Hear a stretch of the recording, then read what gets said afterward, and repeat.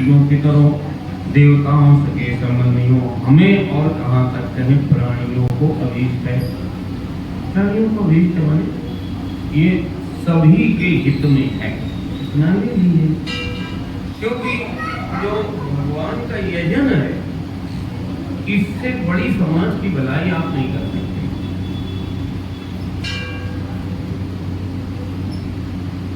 पिछले स्तर पर या जब कम समझ होती है तो उनको लगता है कि नहीं ये साधु संत ये खाते रहते हैं और वहाँ भजन करते रहते हैं, इससे राष्ट्र का समाज का क्या हित होने वाला। जब फालतू में कूदो चल करके करना, चाहे कुछ भी नहीं उल्टी पुल्टी बातें करो तो बड़े बड़े अपराध देते इसी।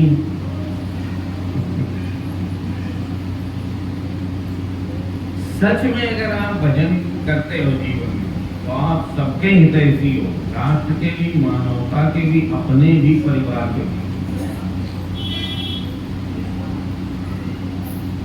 इसके बाद अगर आप करते हो तो वो फिर गलत नहीं है, लेकिन फिर उतना विस्तार उसका नहीं है, उतनी ईमानदारी भी नहीं हो पाएगी, फिसलने का भी डर रहेगा। जी, भक्त से ज्यादा अच्छी संसार की कोई सेवा नहीं कर सकता, जानना। उसकी उपस्थिति मात्र से कल्याण होता है। मंगलमयी कीर्ति से एक प्रेरणा जाती है समाज को, लोग प्रेरित होते हैं। भगवान ने कहा कि प्राणियों के लिए अभीष्ट है, आप समझ रहे, प्राणियों के लिए अभीष्ट, प्राणियों के सब आ गए। आगे बोले हैं विजितैं नृपतीं सर्वां कृत्वा चा जगतीं वसे संभृत्य सर्व संभारान् आरस्वमहाक्रतुम्। महाराज, पृथ्वी के समस्त नरपतियों को जीतकर सारी पृथ्वी को आप वश में करके और यथोचित संपूर्ण सामग्री एकत्रित करके इस महायज्ञ का अनुष्ठान कीजिए। भगवान ने अनुमति दी। कहा एते भ्रातरो राजन लोकपालांस संभवाः जितोऽस्यात्मवताते हम दुर्जयो यो कृतात्मकी। महाराज, आपके चारों भाई वायु, इंद्र आदि लोकपालों के अंश से पैदा हुए हैं। कौन बोला? भगवान। किससे? युधिष्ठिर। आपके जो भाई है चार, भीम, अर्जुन, नकुल, सहदेव, ये देवता अंश से इनकी उत्पत्ति है। वे सबके सब बड़े वीर हैं, इनमें जो शक्तियां हैं वो विलक्षण हैं। आप तो परम मनस्वी और संयमी हैं ही। बढ़िया जो बात है, संयमी मन जी, जहां जीवन शैली कसी हुई है, व्यवस्थित, मैंने हमको ऐसा इतने समय तक ये करना है, इतने समय ये करना है, इतने समय ये करना है, और उसमें हम बिना बहुत बड़ी कोई बड़ी भारी समस्या के कोई समझौता नहीं करें। संयम बनता है। छोटा थोड़ा एक दो आदतें जीवन बनानी चाहिए, नहीं तो फिर ऐसा स्वभाव बन जाएगा कि आप बड़ी बड़ी जगह चूक करोगे और फिर कोई निश्चय करने की सामर्थ्य आपकी धीरे धीरे समाप्त हो जाएगी। संयम से एक बल पैदा होता है, वो बल फिर हमारे में निश्चय शक्ति, मेधा शक्ति को बढ़ा देता है। अगर उन्होंने निश्चय कर लिया, सुना होगा, अगर उन्होंने निश्चय कर लिया तो फिर होगा।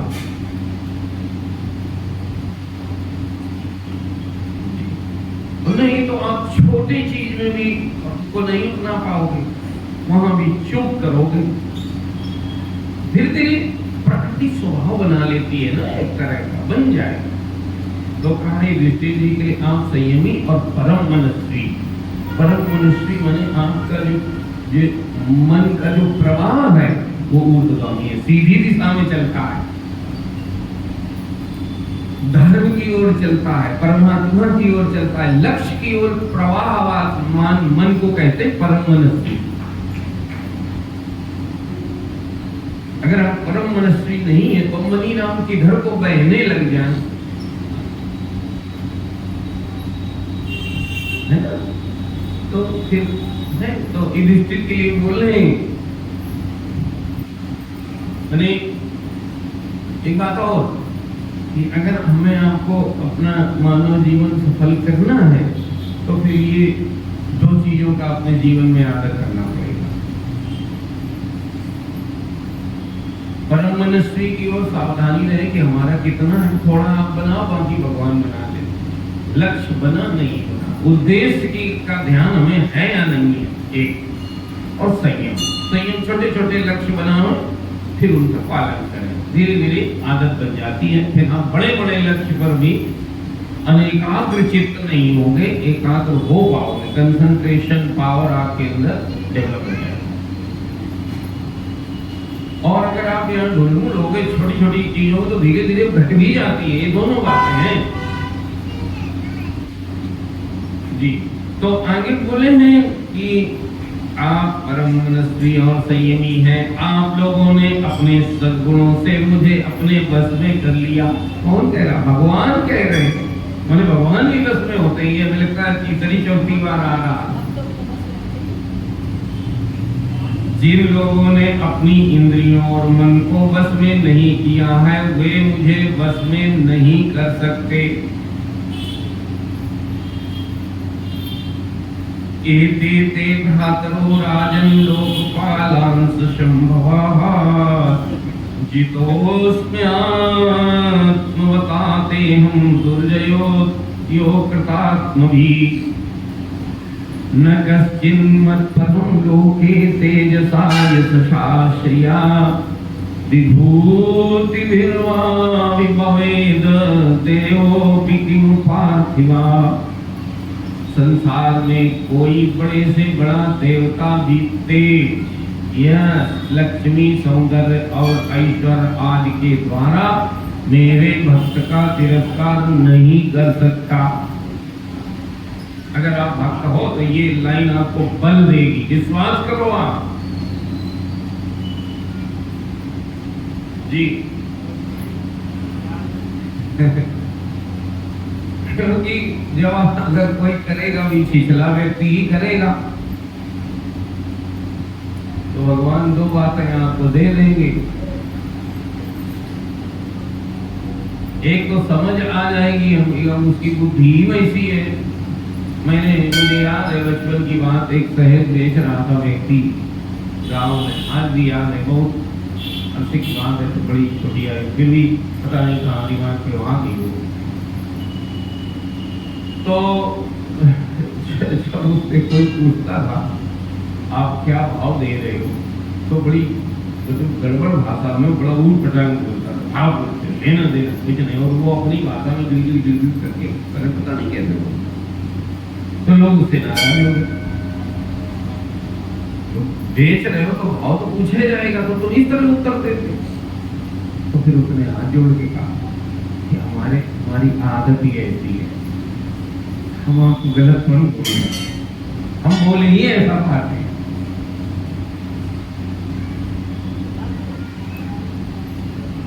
हमें ऐसे सोचो तो उसको समझ आती है कि इनमें इतना ही ज्ञान है।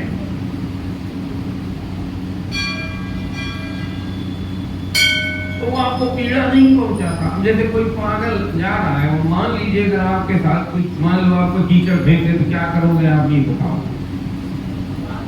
क्या? कुछ नहीं करोगे, पागल है वो। क्या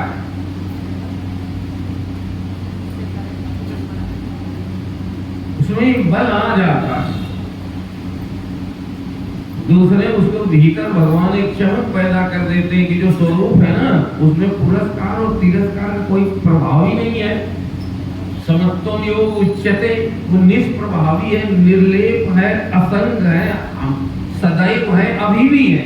माने स्वरूप माने आपका जो वास्तविक स्वरूप है, वो परमात्मा से अभिन्न चिन्मय निर्लेप है, और उस पर तो कोई प्रभाव ही नहीं है, न तिरस्कार का न पुरस्कार का।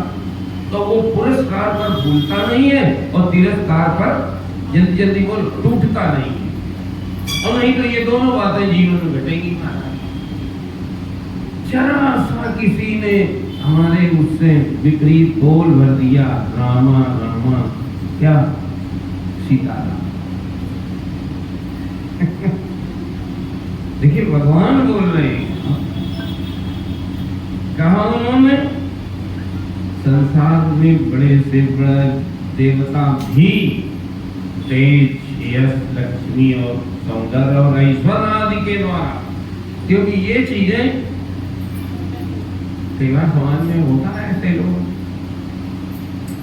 तेज बल वहीं भक्तों और इन पर ज्यादा दिखाए जाते हैं, और छिछली मानसिकता का व्यक्ति होगा तो वो इन्हीं पे दिखाएगा, दूसरों से उसकी चलती नहीं है, मौका वहां लग जाएगा, क्योंकि उसको पता है ये जल्दी नहीं बोलेंगे, और कई बार तो वो ये गलत फहमी पा लेता कि ये बोलेंगे ही नहीं।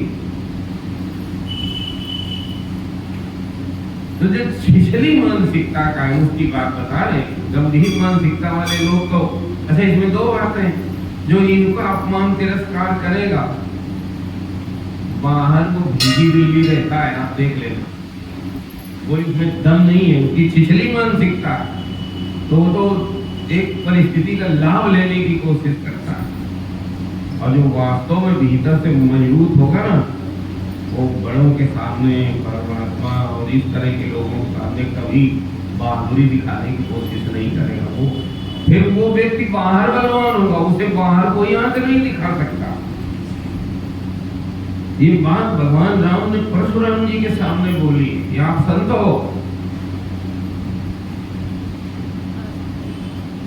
इसलिए हम आपको बारंबार प्रणाम करते हैं, क्योंकि मुझे सनातन धर्म की विद्या का ज्ञान है। मैं जानता हूं कि अभय होए जो तुम्हें गिराई, बाहर अभय वही हो सकता है जो गुरुओं से, संतों से, बड़ों से डरता है। वहां बहादुरी नहीं दिखाता, कालर नहीं चढ़ाता कि कोई धन मिल गया। 3-4 बातें बताई, कहा तेज, यश, लक्ष्मी, सौंदर्य और ऐश्वर्य आदि के द्वारा मेरे भक्त का तिरस्कार नहीं कर सकता। तो देवता भी, मैंने आपको बता दिया, उसको भीतर एक चमक है, क्या कि तुम करते भले रहो, लेकिन इसका हमारे मूल स्वरूप पर कोई प्रभाव है ही। किसी के अंदर ये समझ चमचमाती रहती है। अब सोचिए,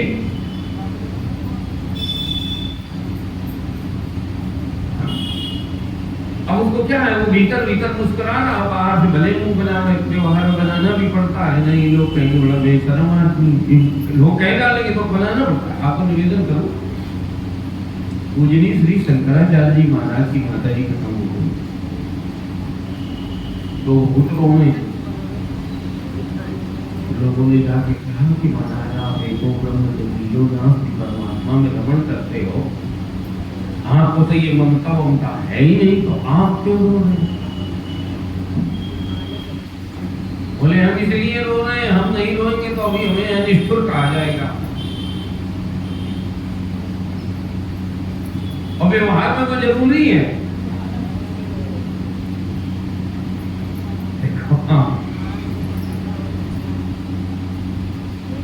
दूसरी एक बात और कि प्रेम तो भीतर होता है, ऐसा थोड़ी ना कि ज्ञानी व्यक्ति में कोई भावुकता नहीं होती, कि भाव की गरीबी वहां नहीं होती है, लेकिन वो दोनों साथ साथ चलते हैं।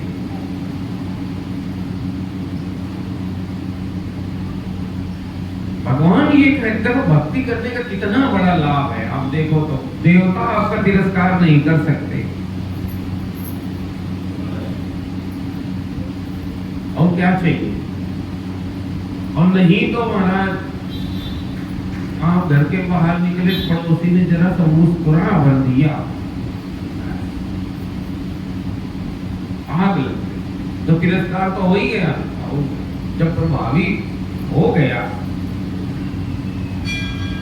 तो पीड़ा तो आपको हुई है ना। छोटी छोटी चीजें आपको परेशान करेंगी, लक्ष्य से भटकाएंगी, जीवन ऊर्जा का क्षरण करेगी, आप रोक न सकोगे। भगवान गारंटी दे कह रहे हैं हमारे वक्त का बड़े से बड़ा देवता भी, जिसके पास यश तेज लक्ष्मी सौंदर्य ऐश्वर्य, आज के द्वारा मेरे भक्त का तिरस्कार नहीं कर सकता। फिर कोई राजा उसका तिरस्कार कर दे, इसकी तो संभावना ही क्या है। मैंने आप चिंता मत करो, आप हमारे भक्त हो, भगवान ने जो बात कह दी समय करके, तो ये आपका यज्ञ सफल होगा, इसमें कोई बाधक जल्दी बन नहीं सकता। श्री आगे सुखताल तीर्थ गंगा तट पर विराजमान श्री सुखदेव जी महाराज कथा सुनाते हुए कहते हैं, राजन निसौम्य भगवत गीतम प्रीता प्रफुल्ल मुखाम्बुजः भ्रात्रं दिग्विजय युक्त विष्णु तेजोपबृंहितान्। परीक्षित भगवान की बात सुनकर राजा युधिष्ठिर का हृदय आनंद से भर गया, उनका मुख कमल प्रफुल्लित हो गया। अब उन्होंने अपने भाइयों को दिग्विजय करने का आदेश दिया। भगवान श्री कृष्ण ने पांडवों में अपनी शक्ति का संचार करके ये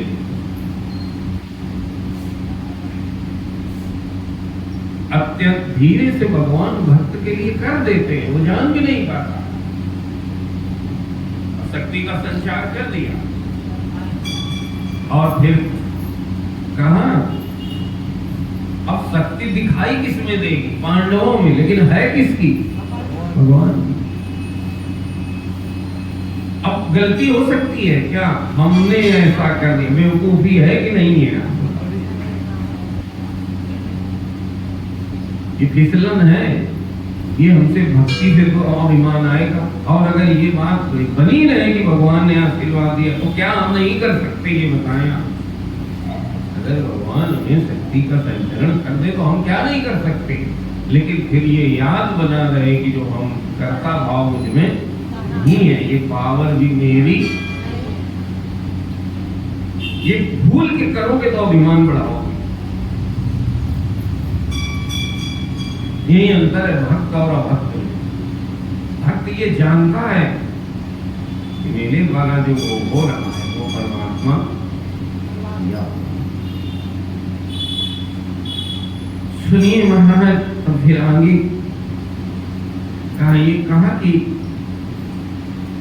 भगवान श्री कृष्ण ने पांडवों में अपनी शक्ति का संचार करके उनको अत्यंत प्रभावशाली बना दिया। सहदेवं दक्षिणस्याम आदिशत् संजय दिशि प्रतीच्यां नकुलम् उद्दीच्यां सव्यसाचिन् प्रत्याम्रकोदरं मत्स्यैः कैकेय्यै समुद्रकैः। कहा धर्मराज युधिष्ठिर ने संजय वंशी वीरों के साथ सहदेव को दक्षिण में दिग्विजय करने के लिए भेजा, नकुल को मत्स्य देशीय वीरों के साथ पश्चिम में, अर्जुन को कैकेय देशीय वीरों के साथ उत्तर और भीम को मद्र देशीय वीरों के साथ पूर्व दिशा में दिग्विजय करने का आदेश दे दिया। ते विजित नृपान् वीरा आजन्नुर्दिव्योजसा अजात शत्रवे भूरि द्रविणं नृपयच्छते श्रुत्वा पतितं जरासन्दं नृपतेर्ध्यायतो हरिः। आहोपायं तमेवाद्य उद्धवोऽयमुवाचः। परीक्षित, उन भीमसेन आदि वीरों ने अपने बल और से सब ओर के नरपतियों को जीत लिया और यज्ञ के लिए उद्धत महाराज युधिष्ठिर को बहुत सा धन लाकर दिया। जब महाराज युधिष्ठिर ने यह सुना कि अब तक जरासंध पर विजय प्राप्त नहीं की जा सकी, तब वे चिंता में पड़ गए। उस समय भगवान श्री कृष्ण ने उन्हें वही उपाय कह सुनाया जो उद्धव जी ने बतलाया था। आपको याद होगा, तो सच में उद्धव जी ने बतलाया, वो भी प्रेरणा तो, लेकिन नाम उद्धव जी का ही होगा। उद्धव जी की सलाह से ऐसा हुआ, लेकिन उद्धव जी भक्त हैं इसलिए वो ये जानते कि भगवान हमको यश देना चाहते हैं, इसलिए हमसे ये करा।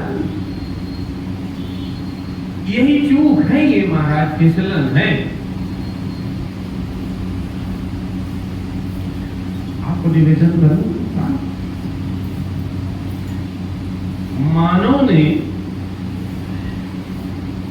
मानव के अंदर परमात्मा की कल्पना जागी करना।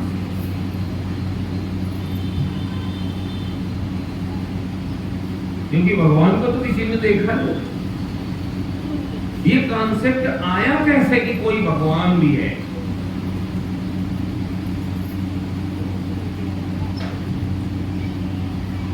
इस पर लेखन मिलता है कि जिन एकाग्र मनुष्यों ने, ऋषियों ने, लोगों ने, सत्वगुणी लोगों ने जब ध्यान दिया अपने जीवन पर, तो उन्हें ये समझ आई कि कई बार हमारे बहुत प्रयास करने से, बहुत अच्छा प्रयास करने से काम नहीं बनता, फल प्राप्ति नहीं होती, जैसा हम चाहते थे वैसा नहीं होता।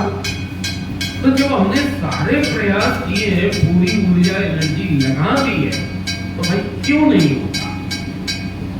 इसका मतलब ये है कि कोई बीच में हमारे हस्तक्षेप करता है, भले हम उसको देख पा रहे हो या इसका एक दूसरा पक्ष भी मिला उनको।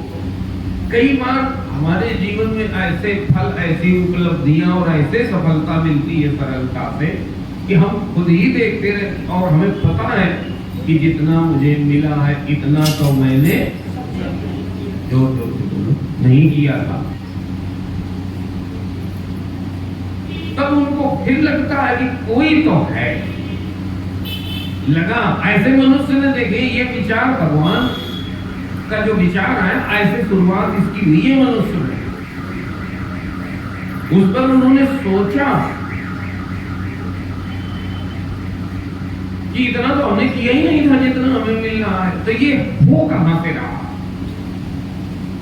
कोई तो है। तो यहां से शुरुआत हुई है।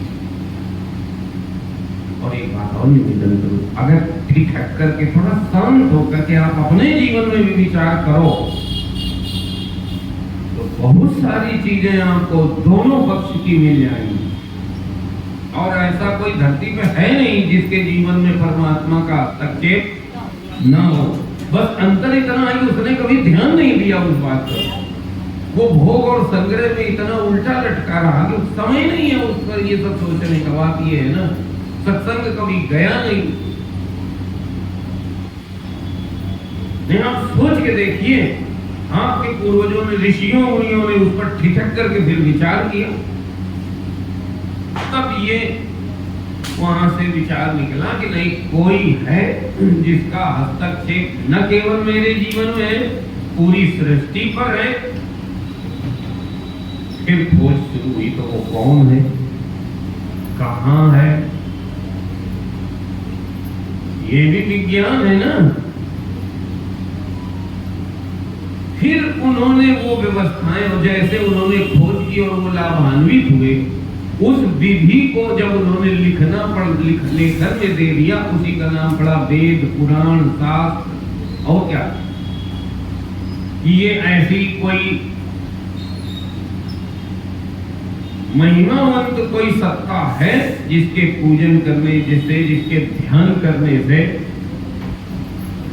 आप अपने जीवन में सात्विकता बढ़ा सकते हैं, शांति बढ़ा सकते हैं, जीवन सफल कर सकते हैं। फिर ये सारी चीजें बनती चली गई।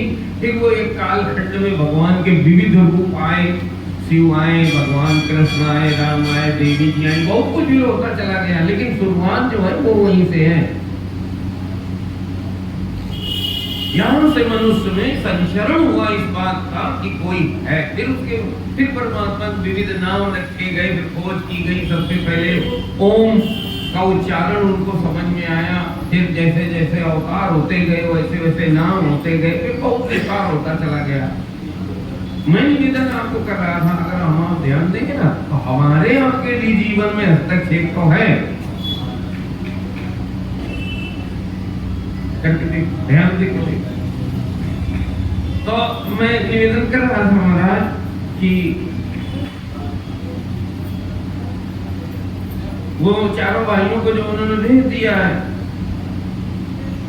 लेकिन बात सब जगह बन गई, जरासंध पर विजय प्राप्त नहीं हुई। युधिष्ठिर जी को चिंता हुई है इस पर।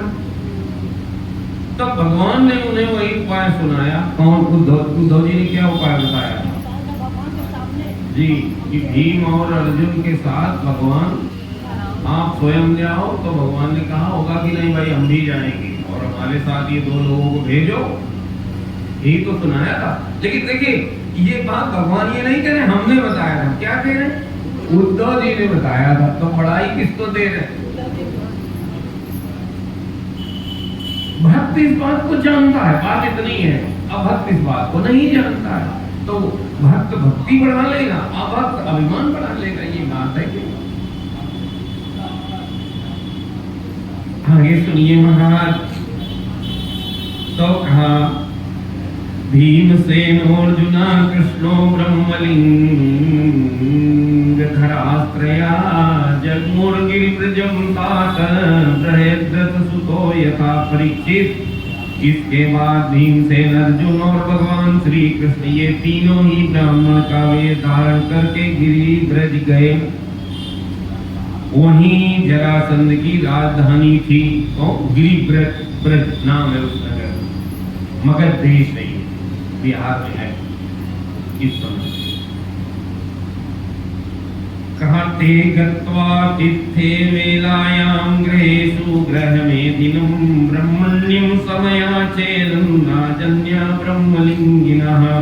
राजा जरासंध ब्राह्मणों का भक्त और गृहस्थोचित धर्मों का पालन करने वाला था। अब बताओ, माने जो पूरा जीवन उसका था वो दुष्टता का नहीं था। बाद में संगति कंस शिशुपाल इनकी हो गई, क्योंकि जरासंध के पास जितनी क्षमताएं थी वो बिना धर्म पालन किए, भगवत भजन किए बिना हो ही नहीं सकती है।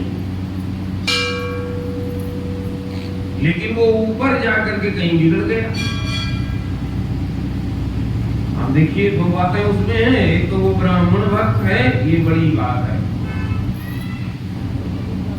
क्योंकि अगर आप ब्राह्मण भक्त भगवान के नाम ही बन पाए वहां पर, तो आपको बनना ही पड़ेगा। आप ब्राह्मण के अगल बगल पास संपर्क में कहीं बैठोगे, घूम घुमा के आपको इधर उधर की बातें करोगे, वहां से उठा के कहाँ जोड़ेगा? तो भगवान में जोड़ेगा। भक्त माने जिनकी आप मानते हो, जिनका आदर करते हो। और अगर ब्राह्मणों का आप मानते आदर करते हो तो देर सवेर घुमा तो आपको देंगे किधर? भगवान की। हाँ,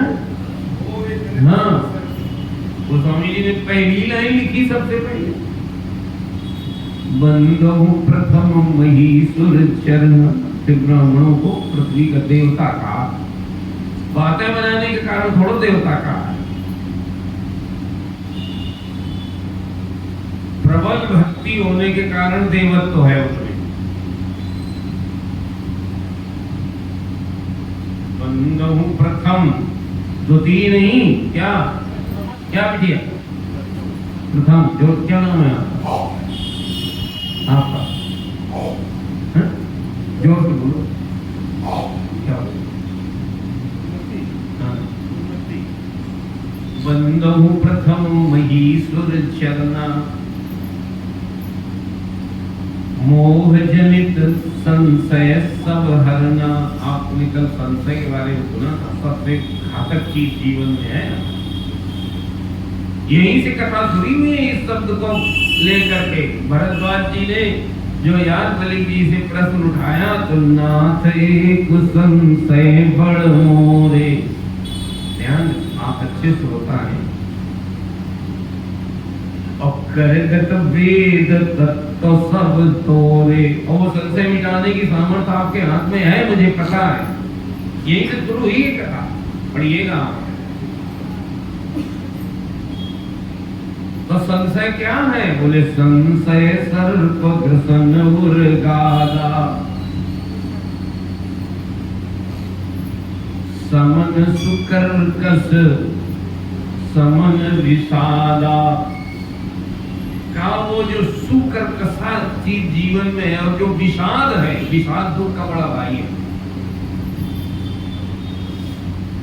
दुख मन में होता है और विषाद बुद्धि में होता है। जहां बुद्धि इस अवस्था में पहुंच गई कि इधर कुआं है, इधर खाई है, जाए तो जाए कहां, असहाय की स्थिति में। इसी अवस्था में जब अर्जुन पहुंचे थे तब लिखा गया विषाद योगो नाम प्रथमो अध्याय। पढ़ा है भगवत गीता।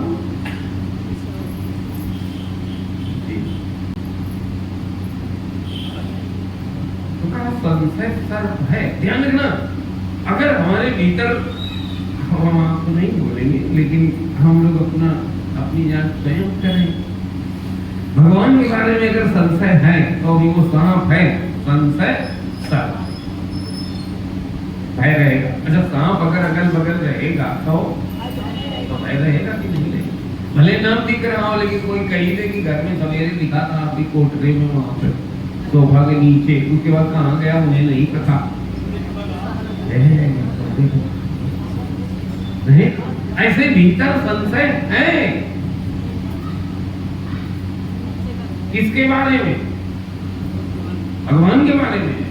पता नहीं, कभी कभी तो लगता होते भी है कि नहीं होते, कि फालतू ही 2 घंटा यहाँ।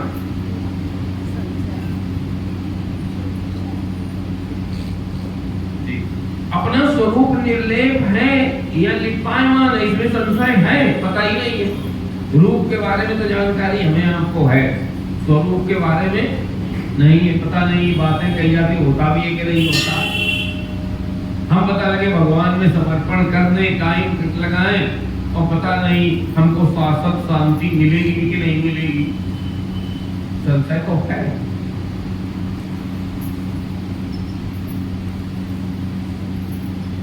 इस संशय को जो मिटाने की कोशिश करता है वो भक्त है, वो श्रोता है, वो शिष्य है। नहीं मिटेगा तो शरीर बदलने के बाद भी भय नहीं जाएगा, क्योंकि संशय सर्प ग्रसन उर गादा। गरुड़ जी,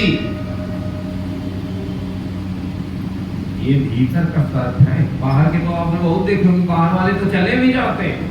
कौन? सर्प। भीतर वाला नहीं जाता, इसलिए भय जीवन का कभी नहीं जाता। कभी वो बदलता रहता है, कभी अपमान का भय, कभी समाज से भय, कभी सरकार से भय, कभी स्वास्थ्य से भय, कभी बहू से भय, है कि नहीं?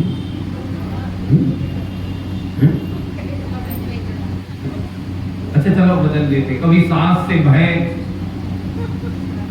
बदल देते, है या नहीं है?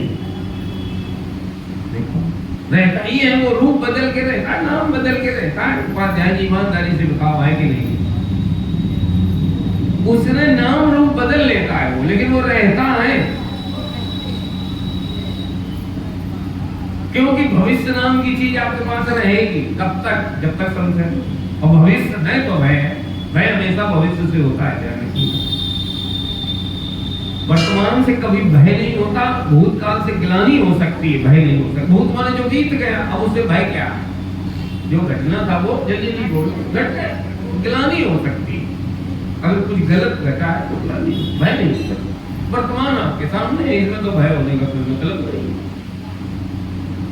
भय हमेशा भविष्य से होता है। आगे ऐसा हो गया तो क्या करेंगे, वैसा हुआ तो क्या करेंगे, संतान ऐसी निकल गई तो क्या करेंगे।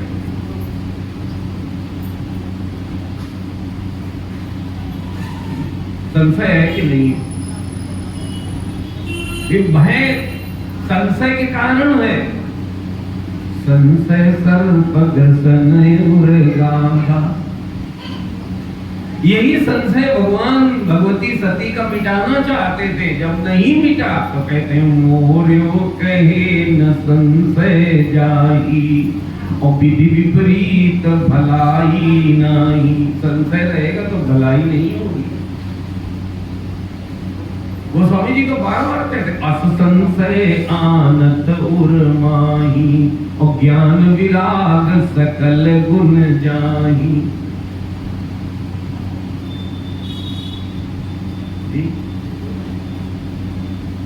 बाहर का सर्प तो कुछ ठीक ठाक चले जाते हैं, प्राय नहीं मिलते। महासाम रोज मिलते नहीं मिलते, कभी कभी दिखते हैं। लेकिन ये भीतर वाला जो है ना, ये बहुत समस्या। बाहर वाले के तो आप दांत भी फाड़ सकते हो, पकड़वा भी सकते हो, भीतर वाले की समस्या है जी। जब भगवती और ध्यान रखना, उपाय श्रवण साधना। जब दूसरा जन्म, पहले जन्म में भुगत लिया, न सुना नहीं तो संशय गया नहीं, तो दूसरे जन्म में जब वही पार्वती अम्बा बन के आई सती जी, तो उन्होंने बहुत कान लगा के सुनी कथा। फिर क्या कहती है, नाथ कृपा सब संशय हरिऊ। और आगे जो बोला वो बहुत मजेदार है। राम स्वरूप जानी मोहि परयो, मुझे परमात्मा के स्वरूप का अनुभव हो गया। और जब परमात्मा सामने थे, जल्दी जल्दी बोलो, तब अनुभव नहीं हुआ। क्यों? तब संशय था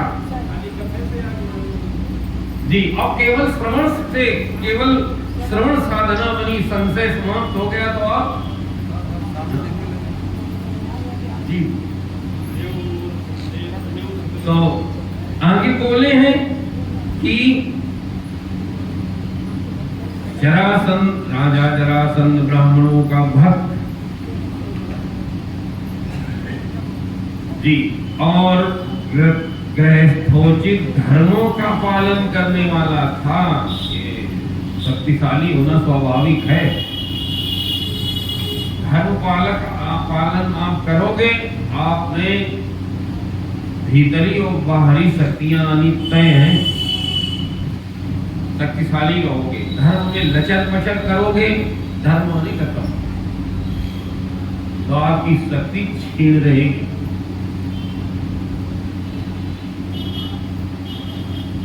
तन से भी और मन से भी आप कमजोर हो जाओगे।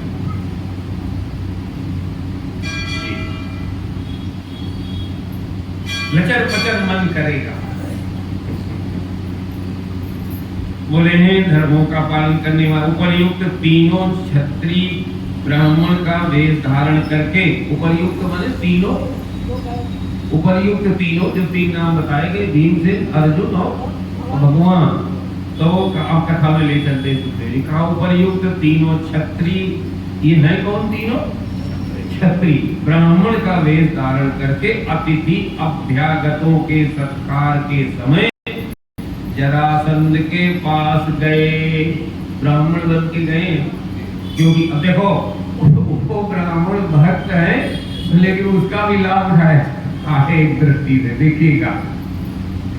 कहा कि गए और उनसे इस प्रकार याचना की, मांगा, क्योंकि वो उसका एक जरासंध का एक नियम था, सुबह का एक टाइम रहा है जब वो ब्राह्मणों को दान करता था, उनकी मुंह मांगी चीजें देता था। तो ये भी इन्होंने वही समय अपना चुना और गए, और उसी लाइन में जाकर के खड़े हो गए हैं तीनों लोग। ते गत्वा तित्वेलायां गृहेषु गृहमेधिनं ब्रह्मण्यं समयाचेरन् राजन्या ब्रह्मलिंगिना। कहा राजन् विद्यतिथीन प्राप्तानर्थिनो दूरमागतान् तन्ना प्रयच्छ भद्रं ते यद्वयं कामयामहे।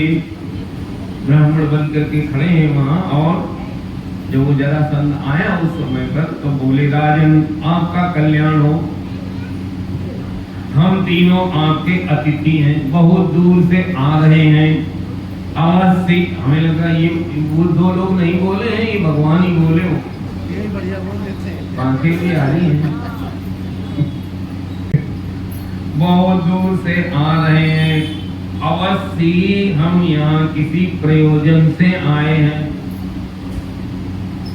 इसलिए हम आपसे कुछ चाहते हैं, वह आप हमें अवश्य दीजिए।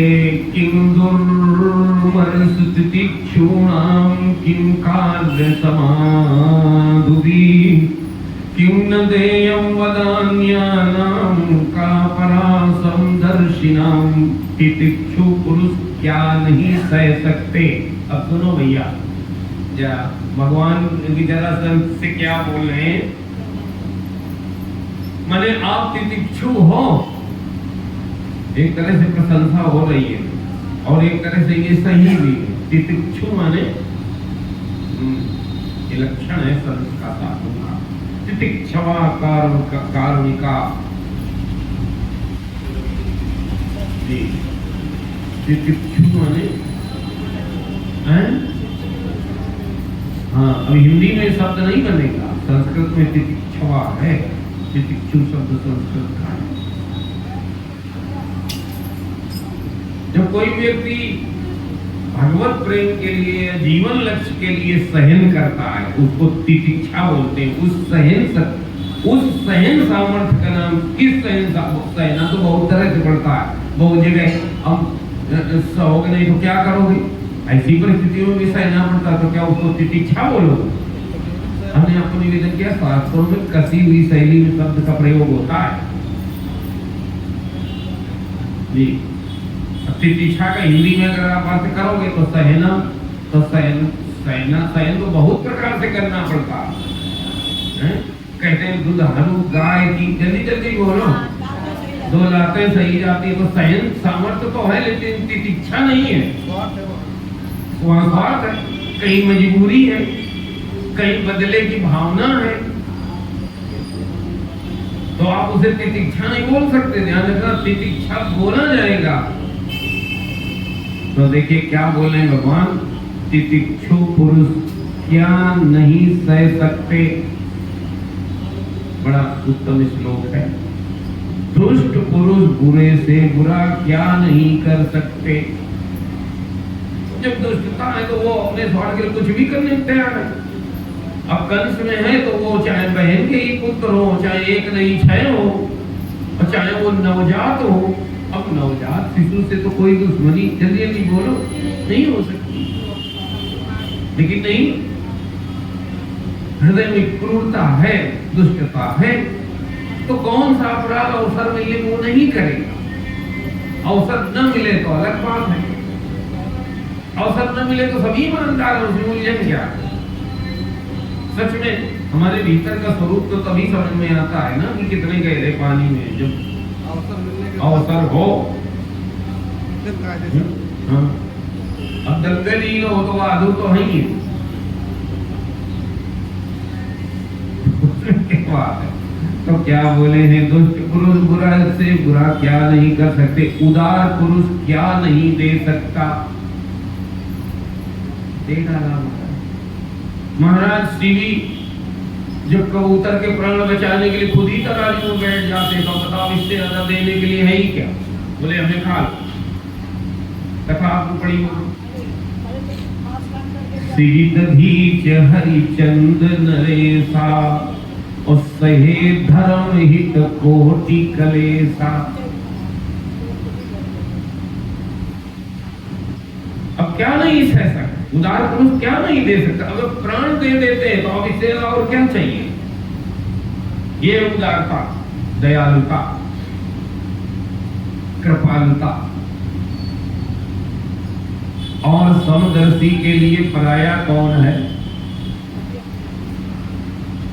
माने अभी अगर हमारे दृष्टि में कोई पराया है तो फिर समदर्शिता हमें नहीं है। ये दूसरे पक्ष भी कभी सोचना चाहिए। तब ज्यादा बढ़िया कोई चीज आती है। जैसे आपको याद हो जब गिनती सीख रहे थे, कौन कौन सीख रहा था गिनती? सभी ने सीखी है। आप बेटा सीखते हो? क्या नाम है आपका? अच्छा, क्या? जोर से बोलो। अच्छा, आप गिनती सीखते हो? आती है गिनती? आती है? अच्छा, काउंटिंग आती है, गिनती नहीं आती?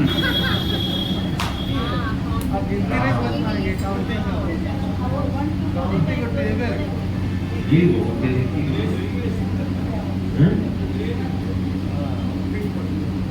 तो आपको याद होगा जब गिनती सीखते थे तो आप पहले सीधी तरह से पढ़ो, फिर उल्टी तरह से पढ़ो। जो अलट पलट के आप स्वाध्याय करते हो किसी चीज का तो बहुत स्पष्टता अच्छी होती है, जल्दी भी होती है और अच्छी होती है, न फिर भूलता नहीं। इसी तरह से स्वाध्याय में अखान की समदर्शी के लिए पराया कौन है, तो अलट पलट आप उसको देखो कि अगर मेरी दृष्टि में कोई पराया है तो इसका मतलब फिर मैं समदर्शी नहीं हूं। और क्या?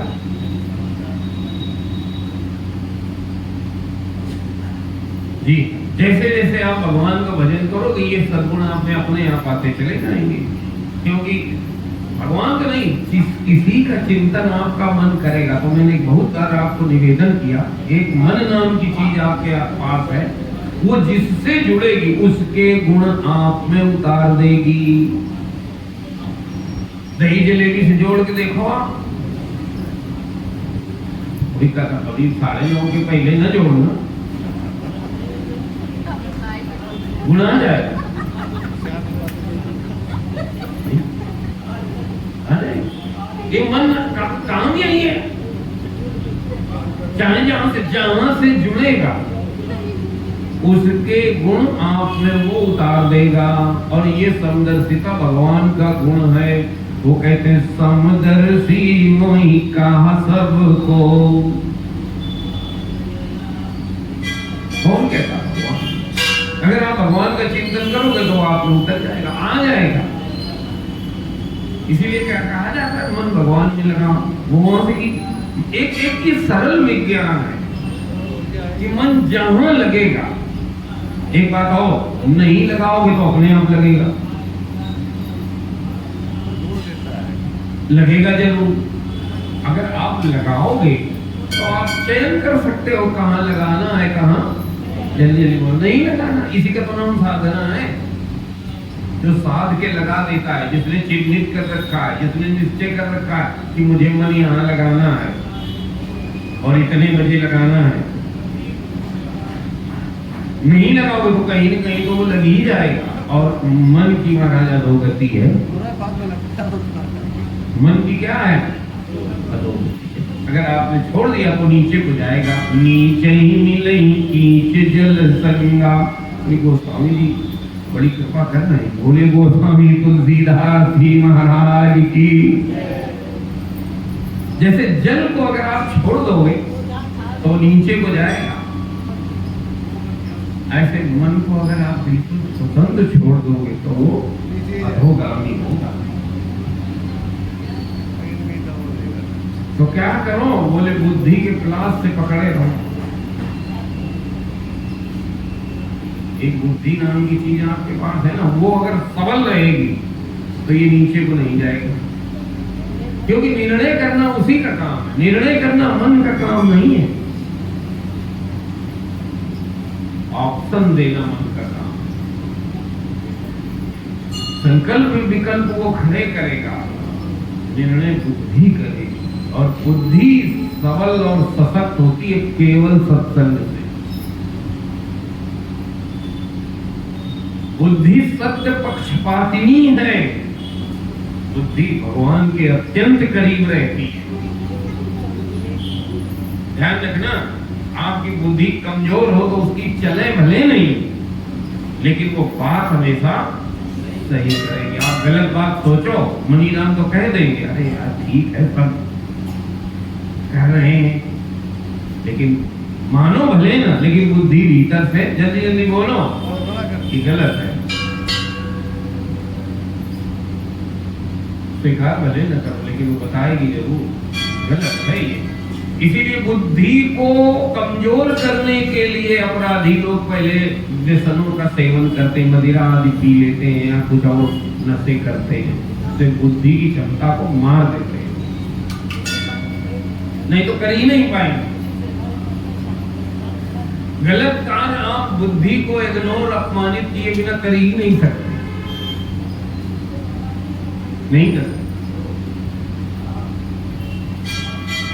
और बुद्धि जब परमात्मा में लगती है तो परमात्मा के सद्गुण और शक्तियां, अब तो जल्दी बोलो, बुद्धि में जी संचरित हो जाते हैं, आ जाते हैं।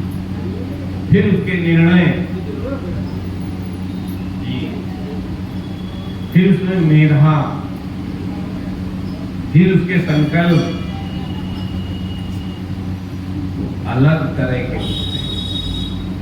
लोगों को कुछ अच्छे भी लगते हैं, कुछ नहीं भी अच्छे लगते, क्योंकि हर व्यक्ति अपने तरह का बनाना चाहता।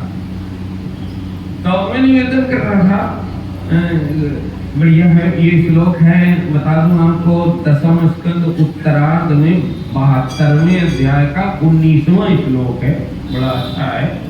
कहा है भगवान ने, किम दुर्दशम तितिक्षूणाम किम कार्यम साधुभिः किम न देवं वदान्यानां का परा समदर्शिनां। तितिक्षु पुरुष क्या नहीं सह सकते, दुष्ट पुरुष बुरे से बुरा क्या नहीं कर सकते, उदार पुरुष क्या नहीं दे सकता, समदर्शी के लिए पराया कौन है। यो नित्येन शरीरेण सतांगेम यशो ध्रुवम् न चिनोति स्वयं कल्पा समाचा सोचे वसा। जो पुरुष स्वयं समर्थ होकर भी इस नाशवान शरीर से ऐसे अविनाशी यश का संग्रह नहीं करता जिसका बड़े बड़े सत्पुरुष भी गान करें, सच पूछिए तो उसकी जितनी निंदा की जाए थोड़ी है। मतलब उसके पास तो ऐसा यश होना ही चाहिए, उसका जीवन शोक करने योग्य है। हरिश्चंदोरंति देव उच्च वृत्ति शिगिरबली व्याधा कपोतो बाहो यद्रुवेण ध्रुवं गता। राजन मैंने जरासंध से कह रहे, कौन वो जो त्रिपुटी गई है उसने भी कहा, उन्होंने ही होगा। राजन आप तो जानते ही होंगे, राजा हरिश्चंद्र रंती देव, देखो यहाँ भी नाम, यहीं से गोस्वामी जी ने मेरे तो नाम लिए। राजा हरिश्चंद्र रंती देव केवल अन्न के दाने बीन चुनकर निर्वाह करने वाले महात्मा मुदगल, सिगी, बलि, व्याध और कपोत आदि बहुत से व्यक्ति अतिथि को अपना सर्वस्व देकर इस नाशवान शरीर के द्वारा अविनाशी पद को प्राप्त हो चुके। ये लाइन इतनी बढ़िया है, आपको बताऊं, अमृत। उन्होंने कहा अब अटपटी लग सकती है लेकिन आप श्रवण कर सकते हो, मैं ऐसी आपसे अपेक्षा करता हूं। सामान्य जगह बात नहीं हो ही जाती। संग्रह से ज्यादा कल्याणकारी त्याग है।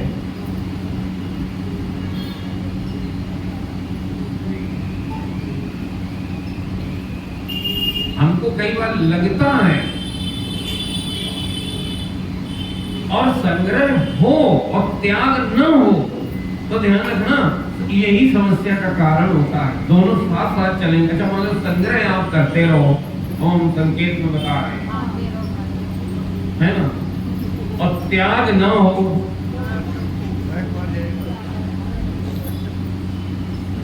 जी श्री राजेश शुक्ला जी सही है, समस्या खड़ी होगी कि नहीं होगी? ऐसे हर चीज का है बाहर महाराज। सत्संग न हो तो मुझे संग्रह तो आता है, त्याग नहीं आता।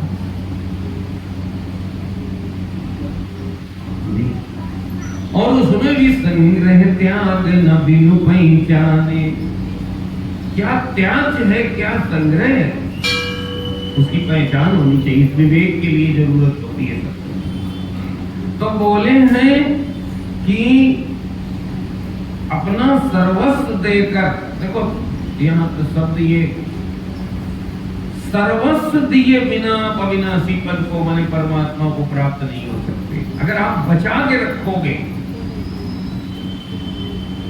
तो वही बाधा बनेगा। सर्वस्व माने मेरा तो गया ही और मैं भी गया। कौन वाला मैं? बोले नकली वाला, जो संसार से जुड़ करके बना है। जो भगवान से जुड़ करके बना उसका विसर्जन आप कर ही नहीं सकते, उसका तो त्याग हो ही नहीं सकता। जो नकली है, जो बनावटी है, कौन वाली पहचान? जो संसार को लेकर के बनी है, शरीर को ले, शरीर भी संसार ही है, इतनी संपत्ति है, इतना धन है, ऐसी आयु, तो मैं ये हूं कि व्यवहारिक पहचान, माइक पहचान, अविद्या काल की पहचान, इसको पूरा हटाए बिना सर्वस्व त्याग है ना, पकड़िएगा। और यही त्याग वही करना है जो आप कर सकते हो। जो कर नहीं सकते आप उस त्याग के लिए शास्त्र आपसे कभी नहीं कहेंगे, ये ध्यान रखना। हमें किसी महात्मा के शब्द याद आ रहे हैं, उनसे किसी ने पूछा महाराज सबसे बड़ी साधना पूजा क्या?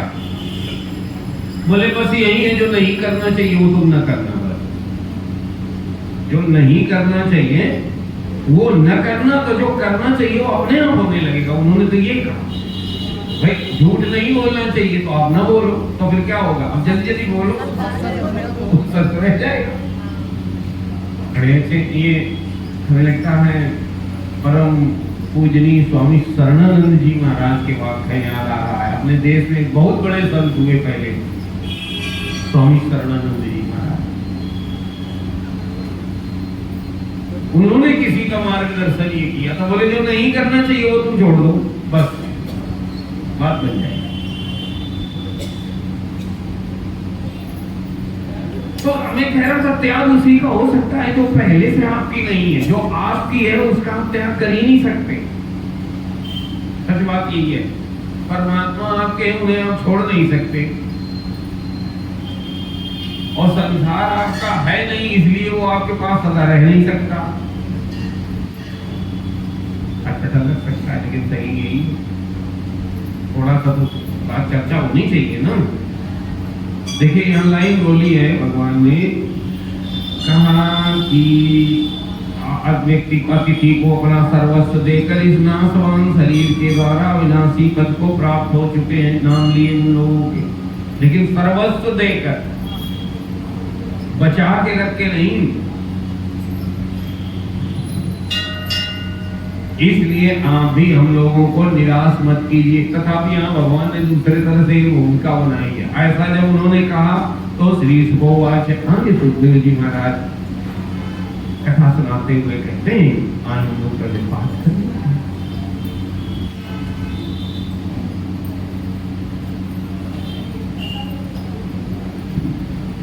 बोलिए गोविंद भगवान की, श्रीमन्नारायण भजमन नारायण,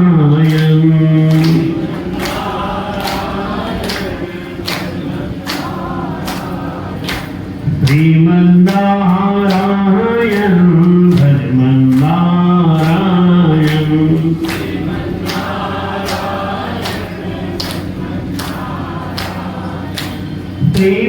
श्रीमन्नारायण नारायण नारायण,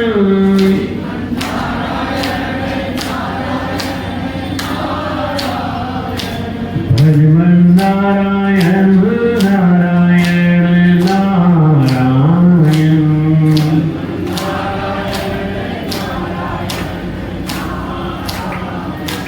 श्रीमन्नारायण नारायण नारायण,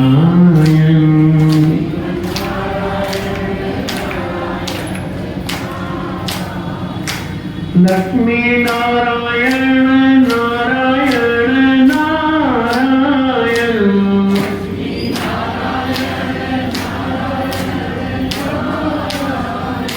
लक्ष्मी नारायण नारायण नारायण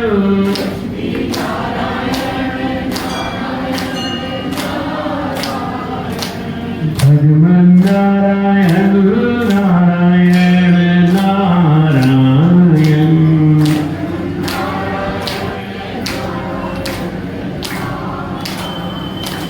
श्रीमन नारायण नारायण नारायण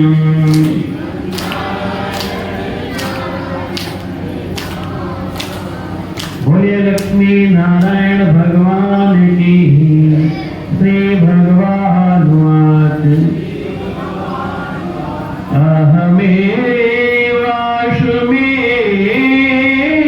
अहमेवाश्वमेवाग्रे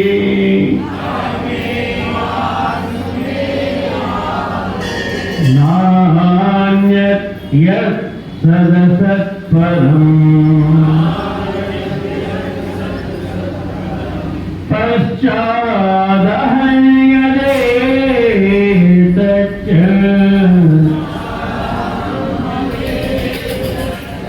यो वसिष्ठेत श्रोत्म्यम्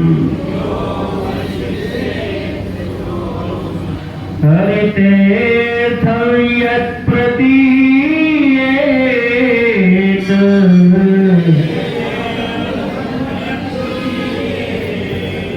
न प्रतीयेत चात्मनि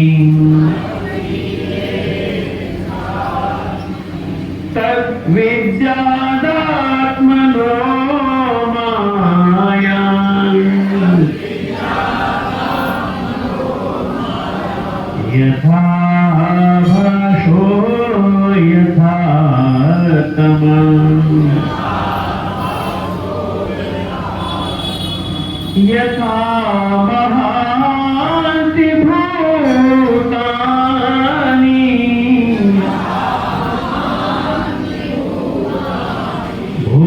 भूतेषु चावचेष्टम्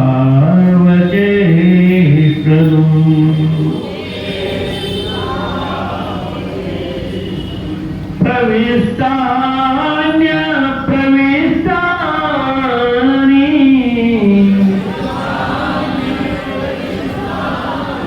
तथा तेषु न तेष्वहम्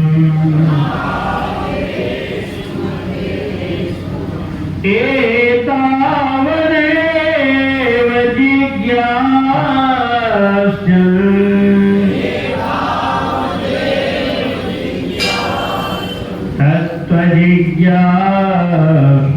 तत्त्वजिज्ञासुनात्मनः अन्वयं व्यतिरेकाभ्याम्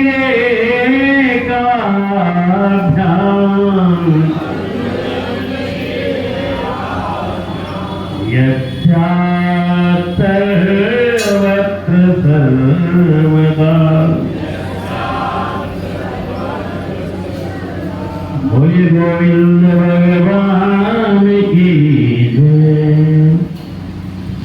स्वैराकृतभिस्तास्तु प्रकोष्ठैर्जाहतैरपि राजन्यबन्धो न विज्ञाये दृष्टपूर्वान् चिन्तयत् परीक्षित।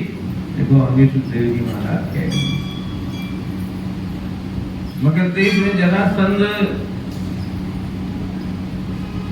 जब दान बांटने का समय था उस समय भगवान अर्जुन भीम को लेकर के ब्राह्मण बन करके उस लाइन में खड़े होकर के ऐसे उन्होंने भूमिका बना दी। तो हुआ क्या, जरासंध ने उन लोगों की आवाज वो बोलते जा रहे हैं और वो सुनते जा रहे हैं। सूरत सकल और कलाइयों पर पड़े हुए धनुष की प्रत्यंचा की रगड़ के चिन्हों को देखकर पहचान लिया। राजा है, आखिर राजा बहुत तेजस्वी होता है, उसने बहुत सारी बातें होती हैं। भिखारियों की आवाज है ना, या ब्राह्मणों की आवाज, केवल ब्राह्मण भेष धारण करने से थोड़ी हो जाता है जी। देखो मामला पकड़ा गया।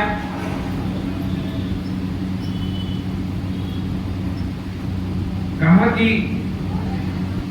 जरासंध ने उन लोगों की आवाज, अब ब्राह्मणों को मांगने की आदत है तो आवाज दूसरे तरह की होती है, और जो राजा है क्षत्रिय है उनकी आवाज जी सकल सूरत, वहां सौम्यता है, वहां वहां सत्व गुण है, वहां रजो गुण है। ये आप ऐसे कर लीजिए। और कलाइयों पर ये देखो मुखवाद, हमें लगता है जरासंध ने गौर भी किया है, क्योंकि ये लग नहीं रहे कहीं से भी। हाँ, ये काली पड़ जाती है। कहा वो धनुष की प्रत्यंचा रगड़ से जो। कि रगड़ के चिन्हों को देखकर पहचान लिया, और ये ब्राह्मण नहीं क्षत्रिय हैं, उसने जान भी लिया। अब वह सोचने लगा कि मैंने कहीं न कहीं इन्हें देखा भी अवश्य है नहीं, अवश्य है। अब चित्त में नहीं आ रहा है जल्दी में, क्योंकि उस समय ध्यान उसका दान बांटने का, पूजा कर रहा है। राजन बंधो हेते ब्रह्मलिंगानि विप्रति ददामि विच्छन्ति ते आत्मानमपि दुष्त्यजम्। फिर उसने मन ही मन यह विचार किया, ये क्षत्रिय होने पर भी मेरे भय से ब्राह्मण वेश बनाकर आए, उसकी यहाँ अभिमान है और दिखाया जा रहा है। हाँ, ये है, बहुत सारे सद्गुण हैं, लेकिन ये अभिमान है, बस यही पतन का कारण बनता है। चाहे बाली जैसा महाबलवान है ना, लेकिन भगवान उससे मदद भी नहीं लेते हैं। सुग्रीव की जगह अगर बाली से मदद लेते महाराज, और बाली एक कॉल कर देता किसको, रावण को, तो सीता जी को लेके चला आता, वहीं दे जाता भगवान जी। सुग्रीव ने इतनी मेहनत कर डाली, इतना सब कुछ, वह जरूरत नहीं थी, लेकिन भगवान अभिमानी से प्रीति, जबकि गुण वाली में ज्यादा है, केवल अभिमान नहीं, और भी बहुत सारे सद्गुण है उसमें, लेकिन नहीं। और भगवान ने जब उसने पूछा है कि मैं मेरी सुग्रीव प्रिया, आप तो समदर्शी हो महाराज, कारण क्या है? हमने तो आपसे कोई दुश्मनी की नहीं, हमारी कोई आपसे लड़ाई भी नहीं जी। तो प्रश्न तो बनता है ना, केस तो दर्ज होता है कि नहीं होता है, आप बताओ। ये हमारे भाइयों के बीच का मसला था। आप सवाल तो है वहां महाराज, कारण कौन? महाराज बड़ा विस्तार है उत्तर का, कभी सुनाएंगे। अभी हम सेंटर पर सुनिए, मूल बिंदु पर भगवान ने जो लाइन बोली, तात तोई अतिशय अभिमान, बस ये जो अभिमान नाम की चीज है, इसने तुम्हारे सारे सद्गुणों को ढक दिया। कहा महाराज हमें क्या अभिमान है? बोले नारी सिखावन करे सी न काना, तुम्हारी पत्नी तारा ने तुम्हें बताया था। समझदार वाली है तो समझ रहा होगा ये व्यापक सत्ता है, नहीं कैसे मालूम हमारी पति पत्नी घर की बात, के अंदर की समझदार तो समझ लेगा ना, इनको कैसे पता? ये तो पति पत्नी के बीच की वार्ता थी ना, वहां तो भगवान कहे भी नहीं। कहा नारी सिखावन करे न काना, तुम्हारी पत्नी तारा ने बहुत समझाया था कि जाओ नहीं, वो मनुष्य नहीं है, लेकिन तुम्हें अभिमान इतना ज्यादा। तुम्हें जो बात निवेदन केवल कर रहा था वो केवल इतना है कि एक अभिमान ऐसी चीज, सारे सद्गुण बेकार हैं अगर वो आ गए तो। देखिए बहुत सारे सद्गुण जरासंध में, ब्राह्मण भक्ति एक आकर सुनने, लोग ब्राह्मणों से द्वेष करते हैं जी, कहते हैं कि नहीं करते हैं, होता, लेकिन ये उसमें बड़ा सद्गुण, वो ब्राह्मणों का भक्त है, उसके पास बहुत सारे। महाराज भगवान छोड़ के चले आए, कंस अगर इतना बलवान हुआ तो इन्हीं जरासंध के बल पे हुआ। कोई सामान्य उसके जोड़ का कोई वीर नहीं था धरती पे जल्दी। लेकिन फिर भी जो लाइन है, देखिए ये अभिमान की ही सोच हो सकती है जो अवगार व्यक्त हो रहे हैं। शास्त्र में सती शैली सारी चीजें स्पष्ट की जाती हैं। देखिए वहां बोला है, कहा है कि कहा कि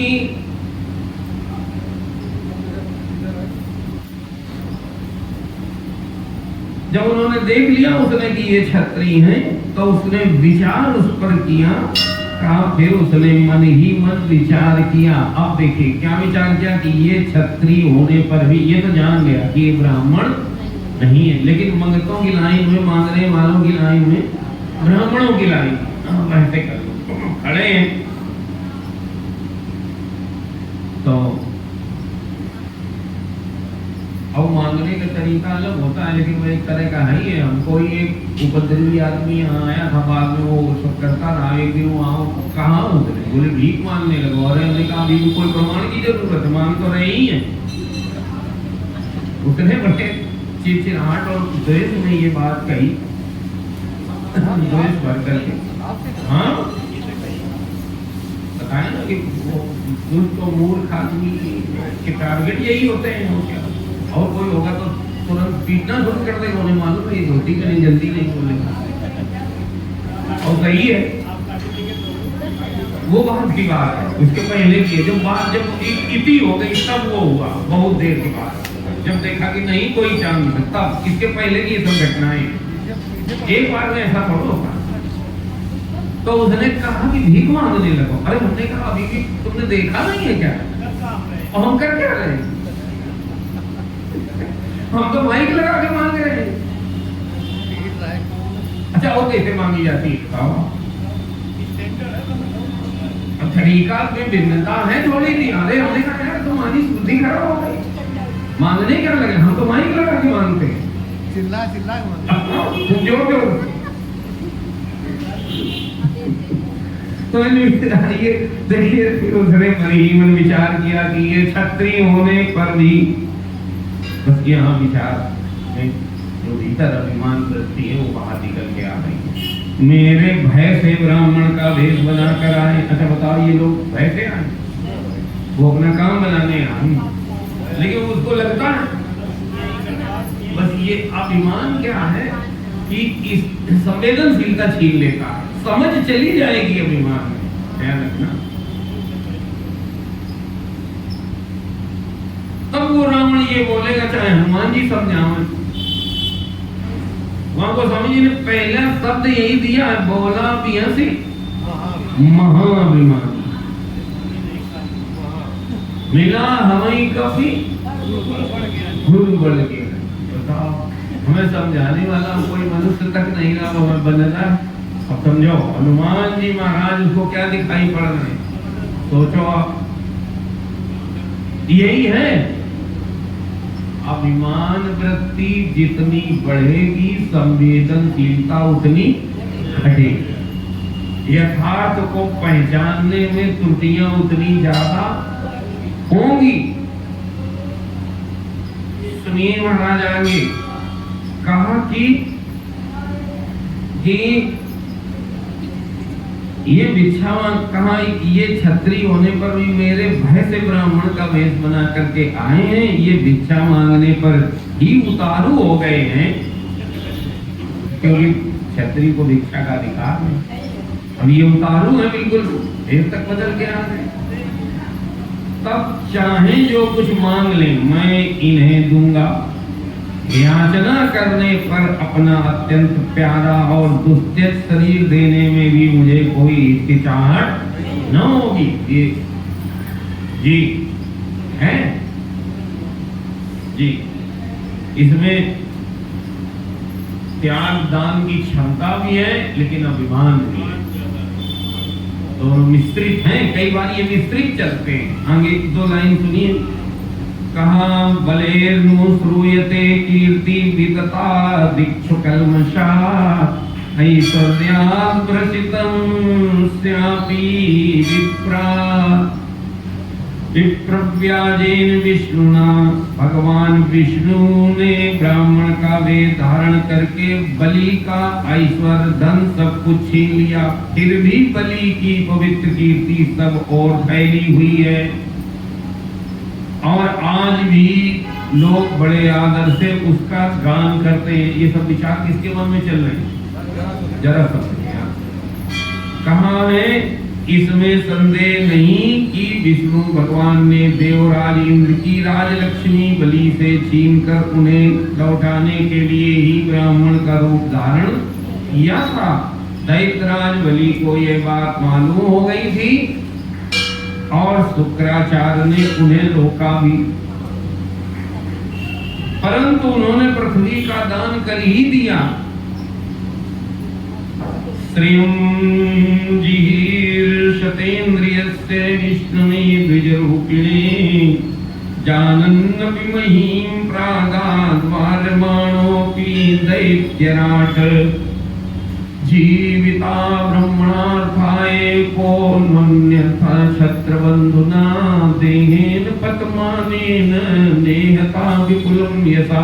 मेरा तो पक्का निश्चय है कि यह शरीर नाशवान है। इसका मतलब ये व्यक्ति कभी का सत्संगी भी रहा है जी, कभी रहा है। अच्छा एक बात और भी है, इतनी ऊंचाई तक जैसे रावण है बाद में बिगड़ गया, बिना तपस्या और बिना धर्म पालन और बिना इसके इतनी ऊंचाई को कोई जाता ही नहीं है। कहा मेरा तो यह पक्का निश्चय है कि शरीर नाशवान है। इस शरीर से विपुल यश नहीं, जो विपुल यश नहीं कमाता। लेकिन यहाँ थोड़ी सूक्ष्म बात है, पकड़िएगा, सत्संग के साथ है। अभी जो लिप्सा है, जो यश आसक्ति है, वो यश में है, भगवत प्रीति में नहीं है। राक्षसी वृत्ति, तीन में एक जगह अगर बुद्धि अटकी है और जरूरत से ज्यादा अटकी है तो वो राक्षसी वृत्ति को जन्म देगी और वो व्यक्ति देर सवेर नियमों को भंग करेगा ही।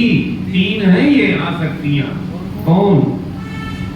सुतवित लोक ईसना तीनी, वो स्वामी जी ने बोला, सुतवित लोक ईसना तीनी। आगे बोला वो और कठोर है, केहि कह मति इन कृत न मलिनी।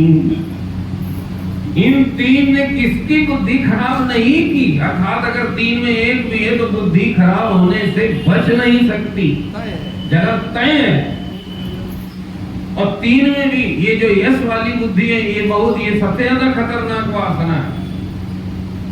क्रम देखिए, सुतवित लोक ईसना तीनी। सुत संतान की वासना होती है, भाई हमारे लिए संतान अच्छा नहीं होता तो होती है, लेकिन ये पूरी हो गई, संतान हो गई तो उस वासना ने आपको छोड़ दिया, आप मुक्त हो गए उस वासना से। किससे? संतान वाली से। तो दूसरी हावी होगी वित्त, ये उससे बड़ी है। वित्त माने धन चाहिए, ये लेकिन थोड़ा भी अगर आप सत्संग कर लो तो जल्दी ही बुद्धि आ जाती है कि जीवन भगवत प्राप्ति के लिए है, और ये विवेक जल्दी आ जाता कि हमारे लिए नहीं, हमारी एक पीढ़ी अभी इसमें और चल जाएगी, पर्याप्त है, थोड़ा कुछ अच्छा कर लेना चाहिए, ये मिल जाएगा विधि। देखो गुप्ता जी को मिल गया, राधा रसोई वालों को प्रतिदिन आते कथा, ये मिल ही जाता। लेकिन महाराज एक इससे भी खतरनाक है, सुतवित लोक ईसना तीनी। क्रम है उसका, पहले सुत वाली वासना, माने संतान, फिर धन की, और फिर लोक की माने यश की। लोग जाने, ये बहुत घनघोर है, ये बहुत घनघोर है। अब ये क्या नहीं कराएगी, जीवन तो ले ही जाना है उसको, क्योंकि पूरी नहीं होगी। और यश, क्योंकि आप सत्कर्म करोगे, यश कब होता है बताओ भाई? दुष्कर्म करोगे तो यश होगा ही नहीं, तो करना तो सत्कर्म पड़ेगा, इसलिए वो वासना मिटेगी भी नहीं। जैसे जैसे सत्कर्म करोगे उसका अहंकार बढ़ेगा, बढ़ेगा तो और करोगे, करोगे तो अच्छा, लेकिन उसकी इति स्त्री नहीं मिलेगी आपको, जीवन समाप्त हो जाएगा। इसलिए ये बहुत ज्यादा खतरनाक मानी जाती है। ये बड़े लोगों को पकड़ती है, छोटे को नहीं पकड़ती है। भाई यश कैसे कमाओगे आप बताओ। लोक में जो यश होता है, जो बड़ाई होती है, तो अच्छा काम करने से होगी, तो वो काम तो अच्छा करता है, गलत कार्य नहीं कर सकता। गलत कार्य करने से बड़ाई होगी? जल्दी जल्दी बताओ भाई, नहीं होगी। लेकिन जो उसके पीछे वो वासना पूर्ति कर रहा है और अच्छे काम से कर रहा है, ये बहुत छिपा हुआ कपट है, बहुत छुपा हुआ कपट है। लोग सोच रहे हैं वो भजनानंदी है और वो वासना की पूर्ति कर रहा है। और भगवान कह देते हैं मोहि कपट छल छिद्र न भावा, पसंद नहीं है मुझे। बड़ा सूक्ष्म क्लेश है महाराज। हमको लगता है कि बड़े सब तो लोग तो वाहवाही कर रहे हैं, वो तो ठीक है, लेकिन भीतर वासना पूर्ति हो रही है। बाहर भक्ति भजन समाज कल्याण जाने क्या क्या लग रहा है, क्योंकि कर्म तो अच्छा करना पड़ेगा, यश मिलेगा ही तभी। चाह न समाज कल्याण की है, न परिवार कल्याण की है, न भक्ति भजन की चाह किसकी है, वासना पूर्ति की है। बड़ी खतरनाक। सुख बिक लोक सनाती, तो स्वामी जी महाराज बहुत कठोर शब्दों का प्रयोग किया। बोले के ही कह मति इन कृत न मलिनी। सत्संग समय पर तो मिले तो किसकी बुद्धि को इन्होंने नहीं बिगाड़ा। देखिए ये चीज जरा संत में है, पाई जा रही, पकड़िए। कहा मेरा पक्का निश्चय है कि यह शरीर नाशवान है। इस शरीर से जो विपुल यश नहीं कमाता, तो दृष्टि कहां है? जल्दी जल्दी बोलो। यश पर, लोक वासना। मैंने आपको निवेदन किया था कि फलित हमेशा उद्देश्य तो होता है, क्रिया नहीं। क्रिया और पदार्थ उसमें सहायक होते हैं। दक्ष ने इतना बढ़िया बाहर यज्ञशाला बनाई, मंत्रोच्चार हुआ, क्या नहीं किया होगा बताओ, लेकिन उद्देश्य क्या था? जल्दी जल्दी बताओ इनके लोग। भगवान भोलेनाथ का अपमान करना। इसलिए परिणाम क्या हुआ? सर कट गया, क्योंकि देखने में वो पूजा लग रही थी, वो मंत्र थे, वहां प्रसाद बट रहा होगा, वहां कीर्तन हो रहा होगा, वहां श्वासवादी ध्वनि चल रही थी, लेकिन उद्देश्य क्या था? भगवत प्रीति। आपको निवेदन कर दें, परिणाम जो आता है वो उद्देश्य के अनुसार आएगा। उद्देश्य अगर आपका अच्छा है तो देश की सीमा पर कोई जवान दूसरों को मारता ही तो है, लेकिन उसका उद्देश्य देश की रक्षा होता है तो उसको पुरस्कार दिया जाता है। और क्या करेगा? तो हत्या ही। सुतबित लोक सनाती। ये लाइन तो स्वामी जी की अगर याद रहे तो हमें आपको बड़ा लाभ हो सकता है। ये पकड़ लेती है वासनाएं। उद्देश्य भगवत प्रीति से अगर कम वाला है तो आपको विजहा देगा, आपको बता दें।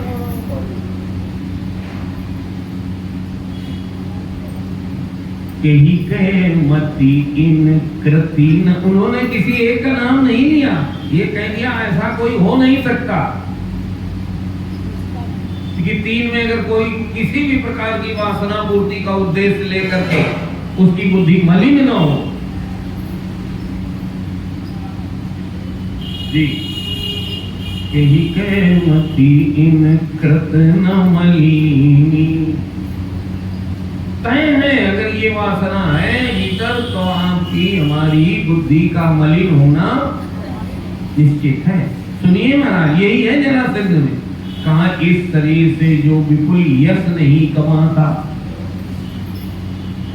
और जो क्षत्रिय ब्राह्मण के लिए ही जीवन नहीं धारण करता उसका जीना व्यर्थ है।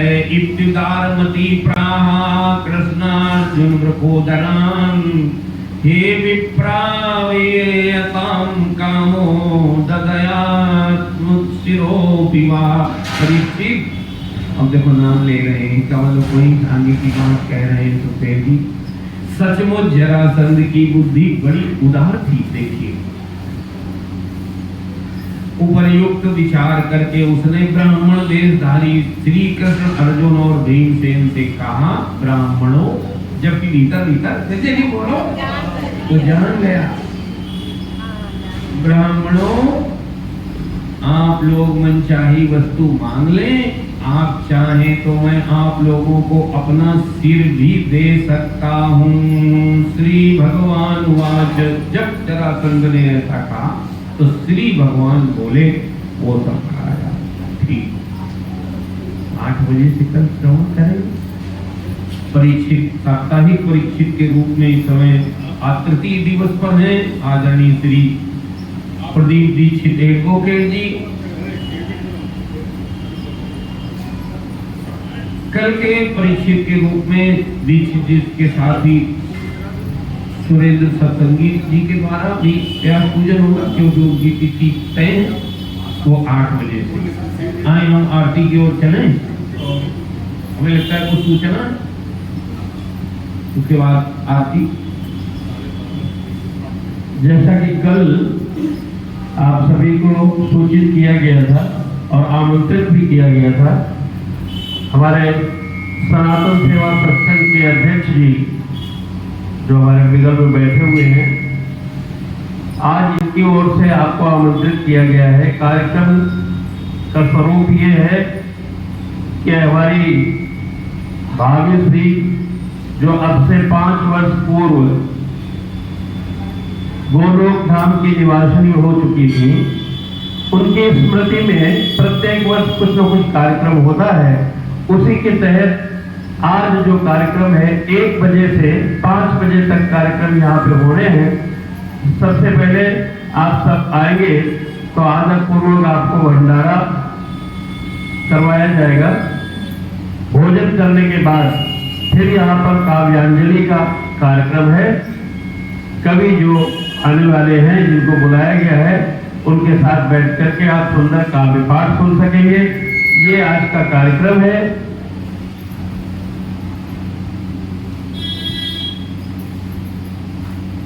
तो अभी आप अपने अपने घर प्रसाद लेकर के जाएंगे, लेकिन 1 बजे यहाँ पुनः आ जाएंगे और भोजन करके नहीं आएंगे घर से। भोजन यही करना है और सपरिवार सबको आना है। जितना आपको कल भी बताया गया कि जो ये हमारा परिवार है, सत्संग परिवार, हमारे हर कार्यक्रमों का ये हिस्सेदार रहे और रहना चाहिए।